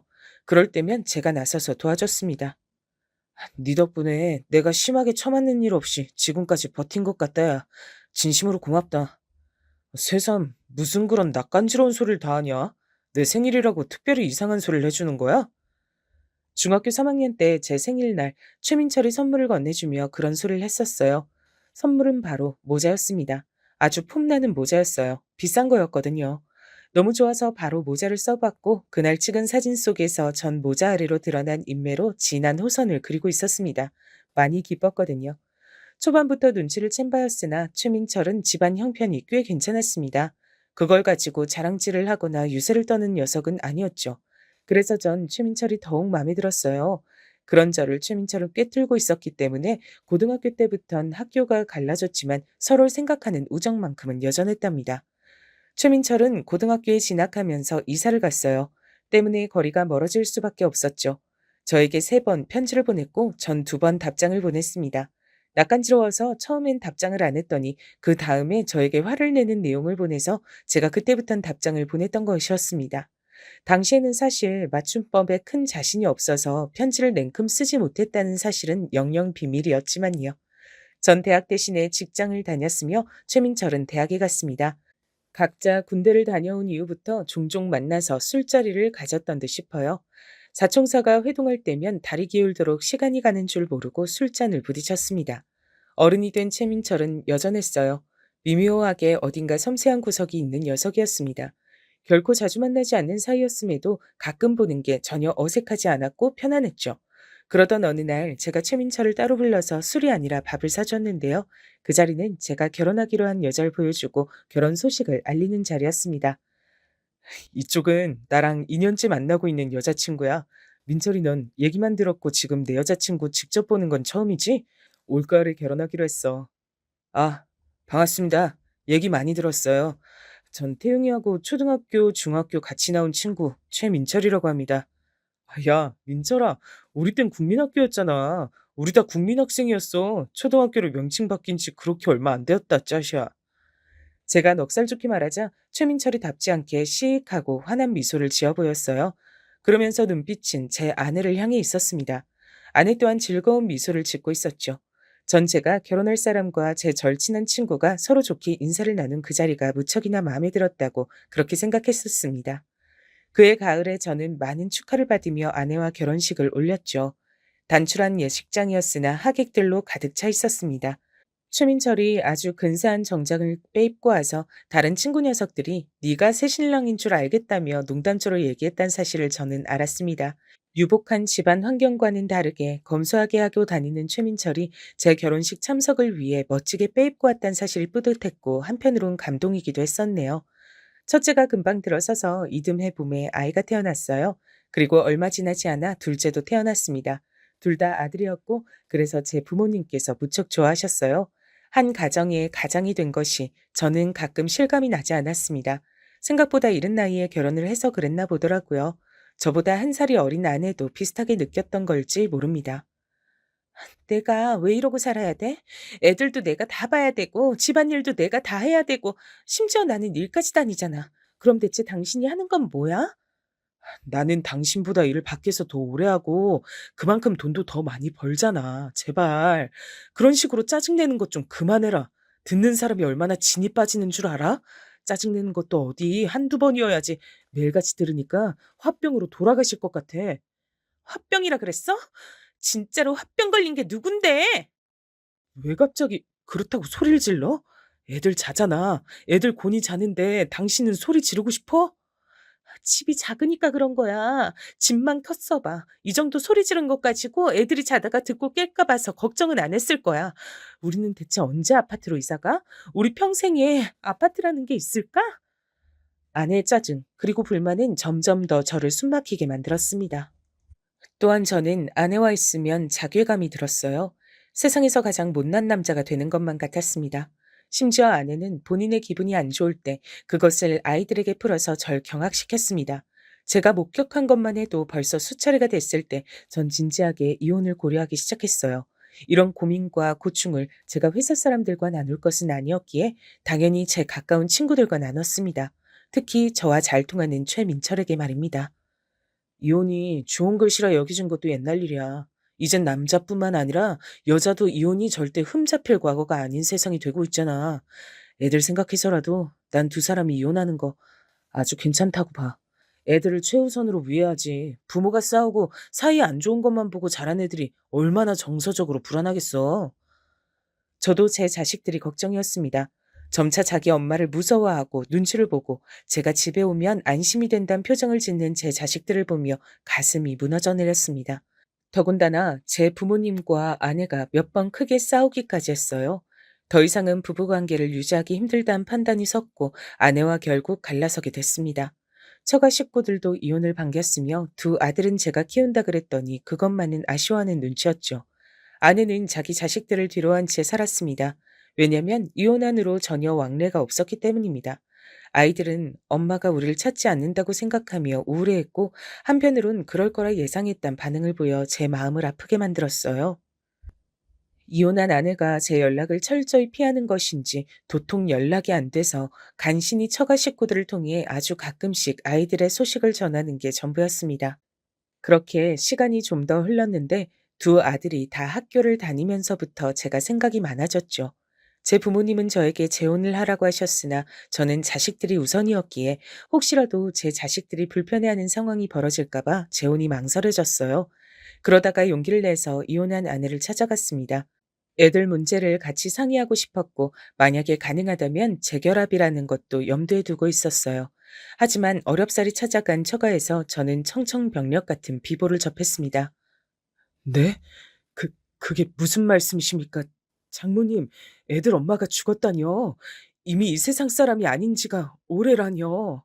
이복의 권서방, 부끄러운 얘기지만 우리 딸은 새로 사귄 남자친구와 잘 지냈고 그날도 데이트하러 나갔다가 불의의 사고를 당해서 명을 달리했어. 죽기 전에 간신히 유언을 남겼는데 절대로 자네하고 애들한텐 비밀로 해달라고 했지. 화장을 해서 우리 딸이 좋아하는 남해 바다에 보내줬으니 자유롭게 바닷바람 타고 여행 중일 거야. 장모님의 말씀을 들으며 전 충격 속에 휘청거렸습니다. 이미 죽은 사람이었다니 믿어지지가 않았어요.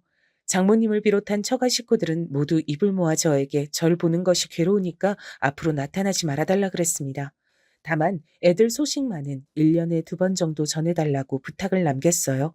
거절할 도리가 없어서 그저 알겠다고 했습니다. 애들에겐 엄마가 아주 멀리 여행을 갔다고 전했는데요. 시간이 지나면서 애들이 자연스럽게 그 의미를 알게 되더라고요. 그게 너무 슬펐습니다. 더욱 꿋꿋하게 두 아들을 부족함 없이 키워내리라 다짐했어요. 열심히 일상을 살아나갔습니다. 힘들고 지치는 날들이 많았으나 가끔씩 오래된 친구들을 만나며 부딪히는 술잔 속에서 시름도 함께 날려버리곤 했죠. 친구 녀석들은 다 여전했습니다. 그리고 저희끼리 놀라면서 실망하면서 동시에 수긍을 했던 것 한 가진 최민철이 저희 몰래 결혼을 했단 사실이었습니다. 아무에게도 알리지 않고 슬그머니 결혼을 해서 가정을 꾸렸더라고요. 부끄럽고 멋쩍어서 비밀 결혼식을 올렸다는 최민철의 변명은 그 녀석 나와서 왠지 그 앞에 대고 진지하게 화를 내기도 어려웠답니다. 최민철이 결혼한 여자가 어디 사는 누구인지 어떻게 생겼는지 아무도 정확히 몰랐어요. 하지만 아주 가끔씩 만나서 대화를 나눌 때면 결혼 생활에 만족하는 듯한 모습을 보였기에 전 최민철이 잘 살고 있다는 확신을 가지고 있었답니다. 다행이라고 생각했죠. 저희의 우정은 변함없었어요. 그렇게 세월이 흐르고 또 흐른 어느 날이었습니다. 전화가 걸려왔는데 이상하게 받기 전부터 느낌이 싸하더라고요. 야, 태용아, 큰일 났다. 아, 이게 대체 뭔 일인가 싶다. 놀라지 말고 들어라. 네가 너무 놀란 것 같아서 그것 때문에 놀랄 지경이다. 대체 뭔 일이길래 갑자기 전화질이야? 그것도 이런 시간에. 내가 좀 아까 아는 사람한테 연락을 받았는데 말이야. 자기 지인이 교통사고로 죽어서 장례식장 갔는데 주변에서 이런저런 얘기가 들려오더라네. 그러면서 죽은 지인이 옛날에 살았던 곳, 나왔다던 학교 그런 얘기를 들었는데 갑자기 내가 떠오르더래. 그러면서 나한테 궁금해진 게 있어서 연락을 했다고 하면서 나보고 혹시 최민철을 아냐고 묻는 거야. 뭐라고? 야, 임마, 너 지금 뭐라 그런 거야? 최민철이라니. 우리가 아는 그 최민철을 말하는 거야? 그렇다면 설마. 그래. 혹시나 해서 내가 사진 받아봤는데 맞더라. 태용아, 이거 어떡하냐? 민철이가 죽었댄다. 교통사고로 세상 떠나서 지금 장례식 중이라는데 너무 경화먹고 당황스럽지만 우리 가봐야 되지 않겠냐? 당연하지. 그걸 말이라고 하냐? 친구가 죽었는데 안 가본 그런 정신 나가고 의리 없는 미친놈도 세상에 있다냐? 당장 장례식장 어딘지 주소 보내줘. 지금 당장 가봐야겠어. 말도 안 되는 일이었습니다. 최민철, 그 녀석이 세상을 떠나다니요. 교통사고로 갑자기 죽었단 얘기에 너무나도 허무한 기분이 들었고 워낙 정신이 없는 상황이라 오랜 친구인 저한테까지 연락이 돌지 못한 모양이었습니다. 그때는 그렇게밖엔 생각이 안 됐습니다. 부랴부랴 옷을 갈아입고 장례식장으로 향했습니다. 늦은 밤중이라 길도 안 막혔고 전 착착한 마음을 담아 엑셀을 거세게 밟았습니다. 순식간에 도착해버린 장례식장은 최민철이 산다는 지역에 있었습니다. 생각해보니까 최민철이 제가 사는 곳으로 종종 놀러와서 만났었지 제가 가본 기억은 없었습니다. 단 한 번도 말입니다. 그런 것마저 최민철이란 사람이 지닌 특색이었습니다. 쉽게 보이는 것 같으면서도 어딘가 오리무중인 사람이었어요. 마치 안개 속에 들이운 햇빛 같은 사람이었다고 생각합니다. 분명한 햇빛, 그러나 뇌를 째는 곳은 안개 속이었던 거죠. 이렇게 갑자기 허망하게 떠나다니. 기가 막히면서도 호련히 떠나버린 게 정말 너답다는 생각이 들어서 씁쓸한 미소가 지어진다, 민철아. 너 정말 떠난 거냐? 왜 갑자기 우리가 처음 만났던 네가 전하고 오던 그날이 생생하게 떠오르는지 모르겠다.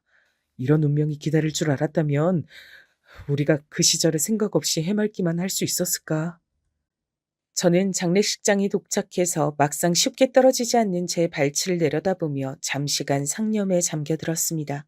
조용히 미리 애도를 표했습니다. 그리고 심호흡을 크게 한 채로 장례식장 안에 들어섰어요. 어느 쪽으로 가야 하는지 따로 확인할 필요가 없었습니다. 장례식장 내부에서 입구와 가장 가까운 쪽이었기 때문입니다. 들어서자마자 몇 번 두리번거린 다음 곧바로 시선 끝에 걸리는 최민철의 영정사진을 발견할 수 있었어요. 심장이 철렁 내려앉았습니다. 정말이었습니다. 정말로 제 친구 최민철이었습니다. 그 최민철이 죽어서 장례식의 주인공이 된 참이었습니다. 참담한 심정으로 비틀거리며 그쪽으로 다가갔어요. 늦은 시각 장례식장은 적당히 고요했고 얼마 없는 조문객들이 작은 목소리로 대화를 나누고 있었습니다. 그리고 저는 영정 바로 근처에 주저앉은 자세로 초췌한 얼굴을 한 채 꾸벅꾸벅 졸고 있는 여자를 볼 수 있었어요. 아주 잠깐 졸고 만 것이었던 건지 금세 정신을 차리고서 고개를 들다 저를 발견하더군요. 눈이 마주친 건 아니었고 절 슬쩍 보자마자 그 여자가 힘겨운 한숨을 쉬며 몸을 일으키더니 이렇게 말했습니다. 저희 남편의 마지막 가는 길을 보러 오셨군요. 와주셔서 감사합니다. 늦은 시각인데. 조금 전부터 이상한 기시감에 휩싸여 있던 전 얼어붙어 있다가 목소리를 듣자마자 등줄기에 소름이 확 돋아났습니다. 고개를 조금 숙이며 그렇게 인사를 하더니 천천히 시선을 올려 저와 눈을 맞추던 그 초췌한 얼굴을 정면으로 확인했어요. 죽은 사람의 얼굴이 그곳에 있었습니다. 어, 어떻게? 말도 안 돼. 이럴 수가. 왜? 어떻게? 아니, 정확히는 죽은 줄로만 알았던 사람의 얼굴이었습니다. 귀에 익은 목소리를 가진 그 여잔 바로 제가 지난 세월 죽었다고 믿으며 살아왔던 이혼한 저의 전 아내였기 때문입니다. 몸을 바들바들 떨며 절 바라보더니 이내 고개를 휙 돌리더군요. 그제서야 전 정신이 들었습니다. 당신이 왜 여기 있어? 당신 죽은 거 아니었어? 내가 분명히 그렇게 들었는데. 그래서 지금까지 단 한 번도 그 사실을 의심하지 않았고 당신 찾으려고 하지도 않았었는데. 왜냐면 죽었으니까. 분명히 그랬으니까. 근데 왜 살아있어? 그리고 왜 여기 있어? 저는 순식간에 핏발이 선 눈으로 최민철의 영정사진을 바라봤습니다. 어느새 전 끔찍한 배신자를 바라보는 눈빛으로 영정사진을 응시하고 있었습니다. 그때 전 아내가 다리에 힘이 풀린 채로 털썩 주저앉았습니다. 소란이 일어난 것에 다들 이쪽을 기웃거리며 다가오기 시작했어요. 대답해. 뭐라고 말이라도 해봐. 그게, 아니, 나는 대체 당신이 여길 어떻게 왔는지, 분명히 연락을 안 했을 텐데. 연락이 안 가도록 분명히 해놨을 텐데. 근데 어떻게? 지금 그게 중요해? 그런 게 더 중요하단 말이지? 아, 그래, 그렇구나. 당신이 내 친구 최민철의 부인이구나. 그런 거구나. 날 속인 거였구나. 그동안, 그 긴 세월 동안 내 전 부인인 당신과 내 친구 최민철이 작당을 하고 날 기만해 온 거였구나. 아, 이제야 알겠네. 어쩔 수 없었어. 밝혔다간 괜히 당신과의 우정만 깨진다고 그 사람이 숨기자 그랬어. 비밀로 하자 그랬어. 나도 동의를 했고. 그리고 그 잘나신 처가 당신네 집안 식구들도 전부 동의를 하셨다. 모두가 짜고 치면서 날 속이고 바보로 만드셨다. 이 소리지 결국은. 어쩔 수 없었다고 하잖아. 이미 벌어진 일이고 시간이 많이 흘렀어. 이제 와서 그렇게 따지고 들지 마. 이미 벌어진 일? 시간이 많이 흐른 일? 정말 그렇게 생각해서 아무렇지도 않고 떳떳하다면 왜 나에게 민철이 녀석의 부고를 알리지 않은 건데? 인생 살면서 장례식보다 중하게 챙겨야 하는 경조사도 있나 보지? 어? 이토록 중요한 얘기를 나한테 하지 않았다고? 떳떳하지 않으니까 숨긴 거 아니야. 그래서 끝까지 날 기만한 거 아니냐고? 내가 묻잖아, 지금. 맞아. 당신 말대로 그래. 떳떳하지 못했어. 근데 뭐? 어쩔 건데. 그래서 당신이 지금에 와서 뭘 어쩔 건데. 뭘 할 수 있는데? 제 자식들의 엄마이자 전 아내였던 여자가 악에 받쳐 소리를 질렀습니다. 한때 부부로 살아본 제가 확신할 수 있었던 건 그 순간에 그 여자가 사실은 두려움과 당혹스러움에 질려 있다는 사실이었습니다. 정말로 떳떳하지 못했고 절 장례식장에서 마주칠 줄은 꿈에서조차 상상한 적 없단 증거이기도 했습니다. 꼬리가 길면 밟히는 법인데도 말입니다. 대단하다 싶었네요. 다들 웅성웅성거리는 중이었고 그때 몰려든 사람들 사이로 얼굴을 들이민 녀석들이 있었습니다. 제 오랜 친구들이었죠. 뭐야, 대체 뭔 일이길래 이러고 있어? 야, 태용아, 권태용, 우리 왔다 임마. 민철이 장례식장에서 이게 뭔 소란인지 네가 얼른 우리한테 설명 좀 해줘라. 어, 어라? 잠깐만, 저기 누구야? 내가 지금 정신이 없어서 헛걸보나? 저에게 상황 설명을 요구하던 친구 녀석이 눈을 비비기 시작했습니다. 그도 그럴 것이 최민철의 장례식장인데 죽었다고 알고 있는 저의 전 아내가 보였으니까요. 눈을 의심할 수밖에 없었던 거죠. 이내 녀석들은 경악에 차서 저와 전 아내를 번갈아 쳐다봤습니다. 제가 딱 한마디 해줬죠. 지금 머릿속에서 떠올린 그 최악의 가정이 맞아. 너희들이 생각한 최악의 시나리오. 그게 바로 지금 이 상황이야. 친구 녀석들은 난리가 났죠. 미친 거 아니냐면서 세상 천지에 어떻게 이런 일이 다 있냐면서 전 아내를 향해 비난을 쏟아냈습니다. 최민철이 훨씬 더 잘 살아서 돈을 쫓아 그런 거냐며 직설적인 비난도 튀어나왔고요. 더 나은 남자, 더 마음에 드는 남자를 따라간 게 그렇게 큰 대역죄라도 되나요? 다들 너무들 하시네요. 어쨌든 이곳은 죽은 사람 애도하고 경건하게 보내기 위한 곳이에요. 잘잘못을 따지는 자리가 아니라고요. 전 아내가 그렇게 외쳤을 때 전 더 이상 참지 못하고 최민철의 영정 사진을 집어다가 그대로 바닥에 내리꽂았습니다. 전 아내가 비명을 질러댔고 다들 난리가 났어요. 바로 그때 최민철의 모친께서 오셨습니다. 댁에 다녀온 건지 쇼핑백을 들고 계셨죠. 그리고 반대편 손엔 누군가의 손을 쥐고 계셨고요. 최민철의 모친과 손을 잡고 함께 온 사람은 놀란 얼굴로 떨리는 목소리를 냈습니다. 엄마, 이게 무슨 상황이에요? 저분은 누구세요? 우리 아빠 조문하러 오신 분 아니에요? 근데 이게 뭐 어떻게 된 일이에요? 우리 아빠 영정사진은 왜 내팽개치신 건데요? 그 사람은 바로 전 아내와 최민철 사이에서 난 딸이었습니다. 놀라서 떨리는 자기 딸의 목소리를 들은 전 아내가 입술을 꽉 깨무는 게 보였습니다. 전 당장 최민철의 모친을 향해 인사를 드렸습니다.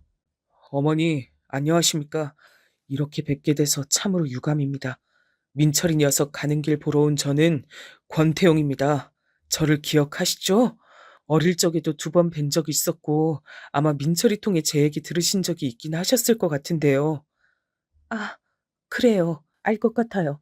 근데 대관절, 지금 이게 다 무슨 일이죠?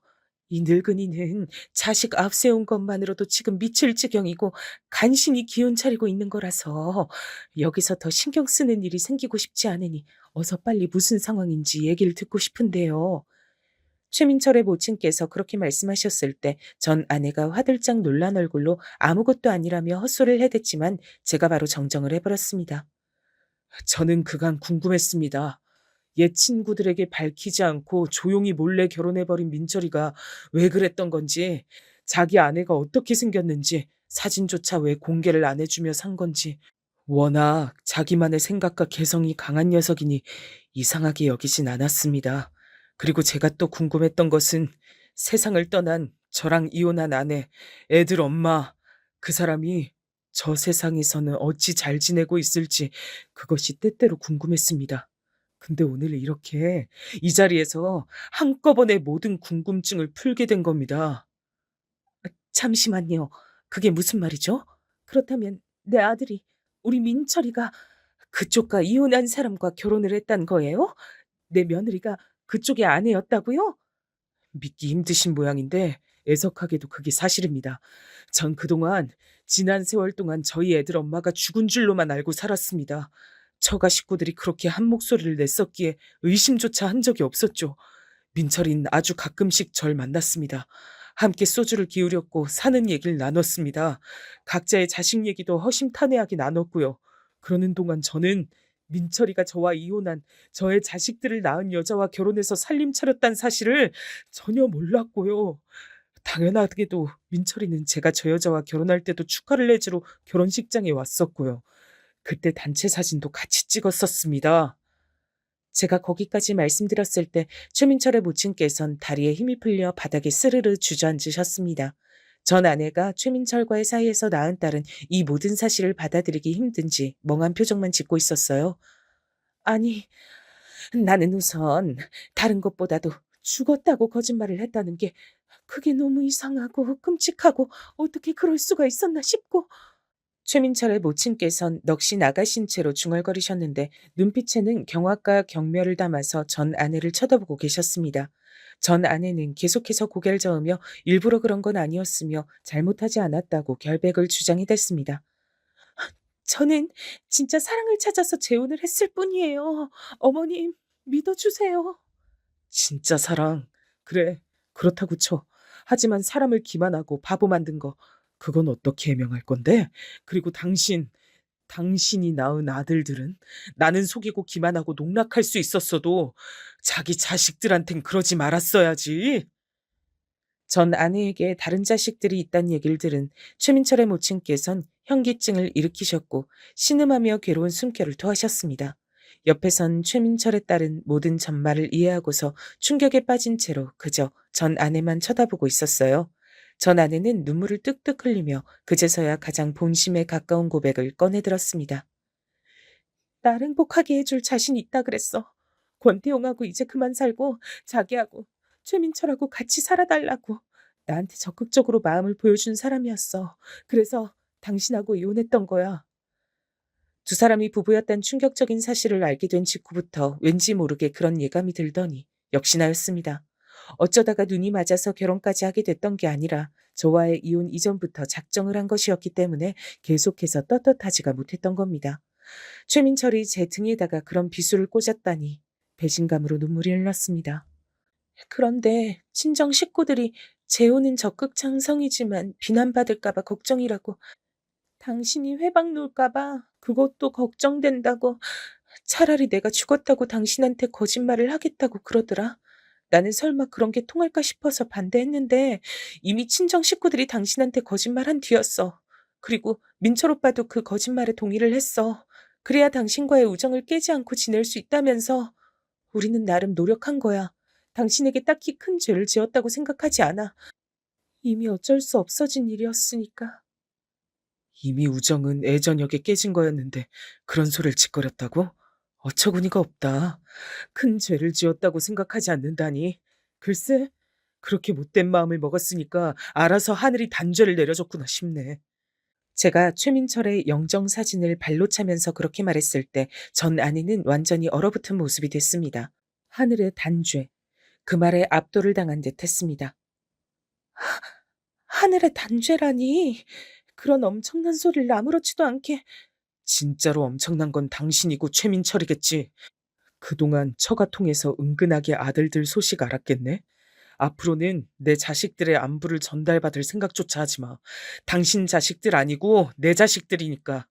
연병한 옛 친구, 연병할 전 부인, 연병할 옛 처가 전부 다 나한텐 아무것도 없었던 거야. 처음부터 난 이제 그렇게 생각하고 살 거야.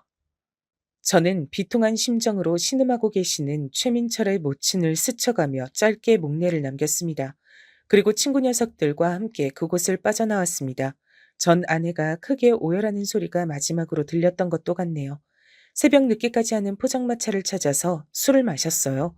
애초에 우리 삼총사였단 사실을 상기하며 인생에서 가장 쓰고 가장 달았던 술을 셋이서 진탕 마셨습니다. 자연스레 옛날 얘기를 나누게 되더군요.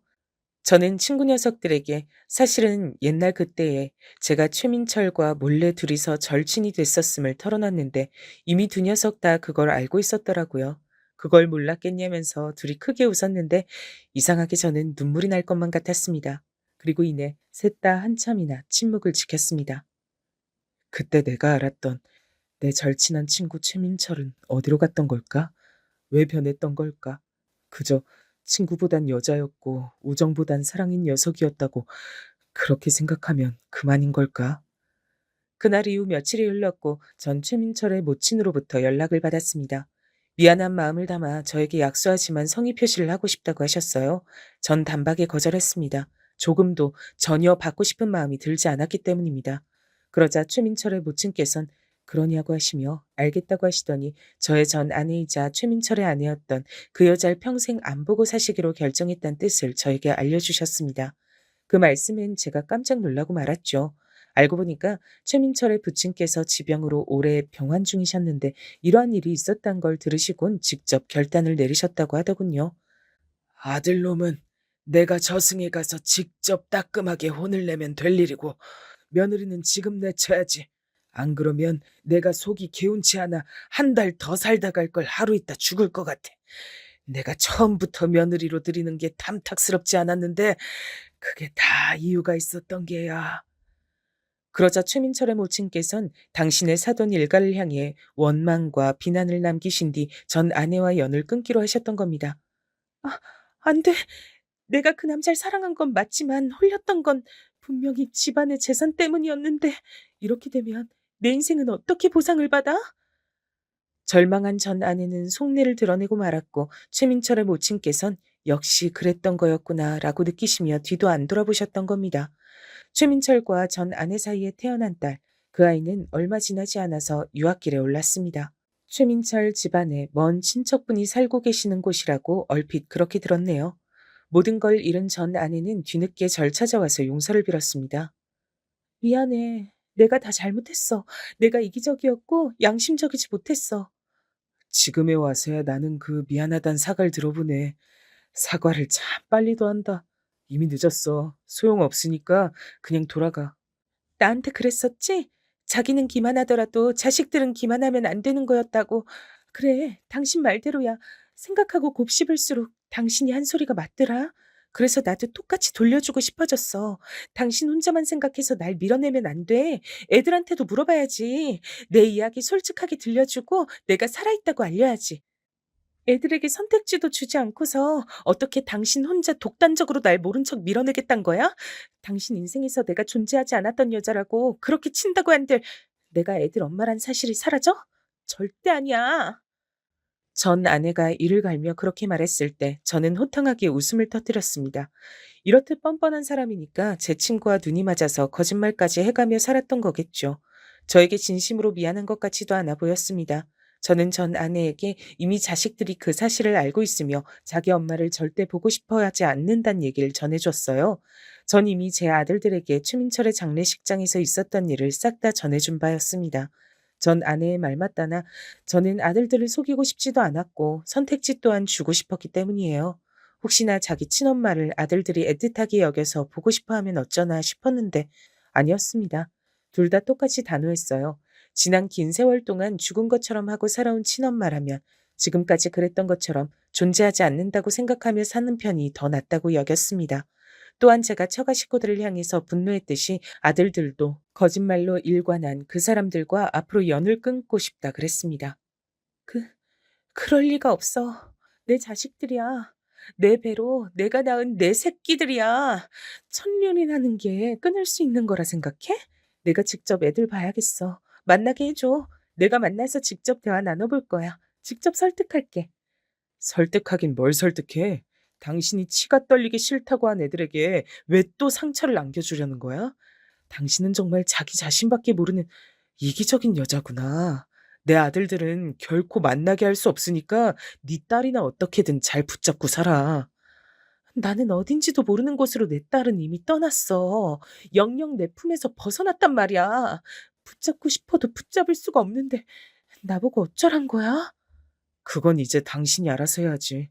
잘난 처갓 사람들하고 아웅다웅 살면서 즐겁게 살아봐. 외로울 때면 지옥불에 던져진 최민철 떠올리며 옛 추억이나 회상하고 그러다 보면 금방 세월 흘러서 죽을 때가 성큼 다가와 있을지 모르지. 전 아내 앞에서 저는 눈 하나 깜짝하지 않았죠. 제 친구 최민철은 어릴 적 기억 속에서 이미 죽은 것이고 제 전 아내는 죽었단 소식을 들었던 그때에 정말로 죽어서 영영 사라진 것이라고 그렇게 여겼습니다. 그러니 흔들릴 이유가 없었죠. 전 아내는 바닥에 주저앉아 통곡을 해대기 시작했고 전 냉정하게 그 앞을 떠났습니다. 얼마 후엔 이사를 갔어요. 전 아내가 절 찾아왔던 건 분명히 처가 쪽에서 알려준 것이었으니 이사를 가는 게 상책이었습니다. 그리고 놀라울 정도로 이사를 간 곳에서 모든 것이 잘 풀리기 시작했어요. 수입도 훨씬 늘었고 사랑하는 두 아들과의 유대감도 무척이나 끈끈해졌습니다. 후련한 가슴을 안고 살아갈 수 있었어요. 좋은 감정을 가지고 만나는 상대도 생겼는데 서로를 매우 존중하면서 함께 추억을 쌓아가는 중이랍니다. 아마 결혼은 다시 하진 않을 것 같아요. 그건 저도 상대도 동일하게 생각하는 부분이라 잘 통하고 있고요. 두 아들은 각자 너무 훌륭하게 커주었고 아주 번듯한 사회인이 됐답니다. 그리고 둘 다 어찌나 효자인지 저를 항상 1번으로 챙겨주네요. 전 참으로 행복한 사람입니다. 그래도 가끔 특히 남산타워를 볼 때마다 전 과거 속으로 돌아가 생각 없이 해맑게 지냈던 국민학교 시절을 한참 떠올리곤 합니다. 그 안에는 가장 순수한 마음으로 우정을 노래하는 제가 있고 친구들이 있습니다. 현재와 과거, 모든 것이 다 똑같이 제 인생이란 것이 믿어지지 않을 만큼의 그런 간극이 존재한다는 생각이 듭니다.